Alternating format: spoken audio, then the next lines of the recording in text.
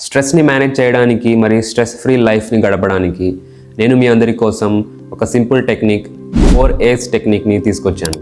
అవేంటంటే avoid, alter, accept, adapt. ఈ 4A'స్ని use చేసి లైఫ్లో ఎలాంటి స్ట్రెస్ ఉన్నా, ఎలాంటి సోర్స్ నుండి స్ట్రెస్ వస్తున్నా, ఏ లెవెల్లోనైనా స్ట్రెస్ ఉన్నా, అది మెంటల్ లెవెల్లో కావచ్చు లేదా ఫిజికల్ లెవెల్లో కావచ్చు, దాన్ని మేనేజ్ చేస్తూ మనం స్ట్రెస్ ఫ్రీ లైఫ్ని గడపవచ్చు. ఈ వీడియోలో మనం ఫస్ట్ అవాయిడ్ గురించి డిస్కస్ చేసుకుందాం. అవాయిడ్, ఏం అవాయిడ్ చేయాలి అంటే ఫస్ట్ స్ట్రెస్ఫుల్ సిచ్యువేషన్స్. మరి మీ మైండ్లో థాట్ రావచ్చు, ఇలాగా అన్ని సిచ్యువేషన్స్ని మనం అవాయిడ్ చేసుకుంటా పోతే మనలో ఉన్న పవర్ తగ్గిపోయి ఇలా మాటిమాటికి అవాయిడ్ చేసే అలవాటు పడిపోతామేమోనని. ఈ అవాయిడెన్స్ ఆ అవాయిడెన్స్ కాదు. ఒకవేళ మీకు దేంతోనైనా భయంగా ఉంటే, ఏదైనా కొత్త పని స్టార్ట్ చేయాలంటే భయంగా అనిపిస్తున్నా, ఇలాంటి సిచ్యువేషన్స్లో మనం అవాయిడ్ చేయకూడదు. మన మీద మనం నమ్మకం ఉంచి ఆ పనిని మనం స్టార్ట్ చేసి ఆ సిచ్యువేషన్స్ని మనం ఫేస్ చేయాల్సి ఉంటుంది.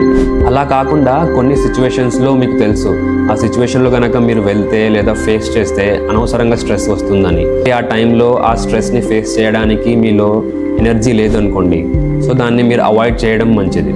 సరే, ఆ సిచ్యువేషన్ని అవాయిడ్ చేసాము, మరి ఇప్పుడు ఏం చేయాలి? చేయి మీద చేయి వేసుకొని కూర్చోవాలా? లేదు, మీరు చేయి మీద చేయి వేసుకొని కూర్చోవాల్సిన అవసరం లేదు.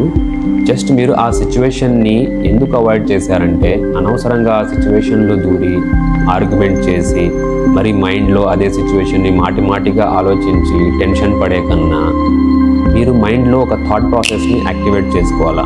అదేంటంటే, ఈ స్ట్రెస్ఫుల్ సిచ్యువేషన్ని నేను ఎలాగా ఒక రిలాక్సింగ్ సిచ్యువేషన్ లాగా మార్చుకోవాలా అని దాని గురించి మార్గాలని ఆలోచించాలా.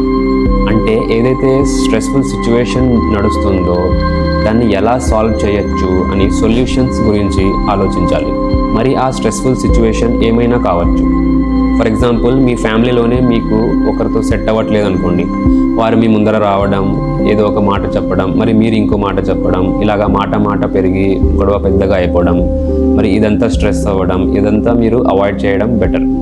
మరి మనం ఇలాంటి ఆర్గ్యుమెంట్స్ని ఎలా స్టాప్ చేయొచ్చు, రిలేషన్షిప్స్ని ఎలాగా ఇంప్రూవ్ చేయొచ్చు? సో ఈ అవాయిడెన్స్ అనేది టెంపరరీ మాత్రమే. ఈ గ్యాప్లో మీరేం చేయాలంటే ఆ సిచ్యువేషన్ని ఎలా ఫేస్ చేయాలా అని ఫుల్గా ప్రిపేర్ అయ్యి కాన్ఫిడెంట్గా క్లారిటీతో ఆ సిచ్యువేషన్ని ఫేస్ చేసి ఆ సిచ్యువేషన్ నుండి వచ్చే స్ట్రెస్ని మీరు మీ లైఫ్ నుండి ఎలిమినేట్ చేయొచ్చు. రెండవది స్ట్రెస్ఫుల్ పీపుల్ని కూడా మనం అవాయిడ్ చేయడం మంచిది. ఎందుకంటే కొంతమంది ఎలా ఉంటారంటే వాళ్ళు ఫుల్గా స్ట్రెస్లో ఉంటారు. వాళ్ళతో మీరు కలిసినప్పుడు వాళ్ళ నెగిటివ్ థాట్స్, వాళ్ళ నెగిటివ్ మాటలు మాట్లాడడము, ఎప్పుడు చూసినా మొహం ముడుచుకొని ఉండడము, ఇలాంటివి చేస్తూ ఉంటారు. సో వాళ్ళతో కలిసినప్పుడు మీ మూడ్ కూడా అలాగే స్ట్రెస్ఫుల్గా అయిపోతుంది. ఎందుకంటే ఎమోషన్స్ అనేవి స్ప్రెడ్ అవుతాయి. మీరు హ్యాపీగా ఉన్న పర్సన్ని కలిసినప్పుడు చూడండి, మీరు కూడా హ్యాపీగా ఫీల్ అవుతారు. అలాగే స్ట్రెస్లో ఉన్న పర్సన్ని కలిస్తే మీరు కూడా స్ట్రెస్ఫుల్గా ఫీల్ అవుతారు. అది ఎవరిని అవాయిడ్ చేయాలా అనేది డిపెండ్స్ అది. ఎందుకంటే కొంతమంది మీ ఫ్యామిలీ మెంబర్స్, మీ క్లోజ్ మెంబర్స్ ఉండొచ్చు, వాళ్ళని మీరు టెంపరరీగా అవాయిడ్ చేయొచ్చు. ఎంతవరకు అంటే వాళ్ళు ఆ స్ట్రెస్ఫుల్ సిచ్యువేషన్ని డీల్ చేసి వాళ్ళ స్ట్రెస్ని తగ్గించుకునేంతవరకు. కొంతమంది ఎలా ఉంటారంటే ఫుల్గా స్ట్రెస్లో ఉంటారు, కానీ ఆ స్ట్రెస్ని తగ్గించుకోవడానికి ఎలాంటి ఇనిషియేటివ్ తీసుకోరు. ఓకే, సో అలాంటి వాళ్ళని మీరు అవాయిడ్ చేయడం మంచిది. మూడవది నెగిటివ్ ఫీలింగ్స్ని కూడా మనం అవాయిడ్ చేయాల్సి ఉంటుంది. యూజువల్గా మనకి నెగిటివ్ ఫీలింగ్స్ అనేవి మనం రాంగ్ వేలో ఆలోచిస్తే వస్తాయి. లేదా ఏదైనా పని ఫుల్గా ఎక్కువ చేసి ఎగ్జాస్ట్ అయిపోయినాం అనుకోండి, అప్పుడు మనకి నెగిటివ్ ఫీలింగ్స్ వస్తాయి. సో ఆ నెగిటివ్ ఫీలింగ్స్ని మనం ఐడెంటిఫై చేసి దాన్ని ఛాలెంజ్ చేయడం వల్ల మనము ఆ నెగిటివ్ ఫీలింగ్ వెనకాల ఉన్న కాజ్ని ఫైండ్ అవుట్ చేసి దాన్ని చేంజ్ చేయడం, లేదంటే ఎన్విరాన్మెంట్ చేంజ్ చేయడము, లేదంటే మనం చేసే పనిని చేంజ్ చేయడం వల్ల మనం నెగిటివ్ ఫీలింగ్స్ని అవాయిడ్ చేయొచ్చు. ఇలాగా నెగిటివ్ ఫీలింగ్స్ని మనం ఇమీడియట్గా ఐడెంటిఫై చేసి ఛాలెంజ్ చేసి దాన్ని క్వశ్చన్ చేసి మనం దాన్ని వెంటనే అవాయిడ్ చేయడానికి ఇనిషియేటివ్ తీసుకుంటే స్ట్రెస్ బిల్డప్ అవ్వకుండా స్ట్రెస్ అనేది తగ్గుతుంది. నాలుగవది నెగిటివ్ యాక్షన్స్. కొన్నిసార్లు మనం అనవసరమైన గాసిప్స్లో ఇన్వాల్వ్ అవ్వడం, ఎదుటి వాడిని తక్కువ చేసి మాట్లాడడం, బ్యాక్ బైటింగ్ చేయడం, ఇలాంటివన్నీ చేస్తూ ఉంటాం.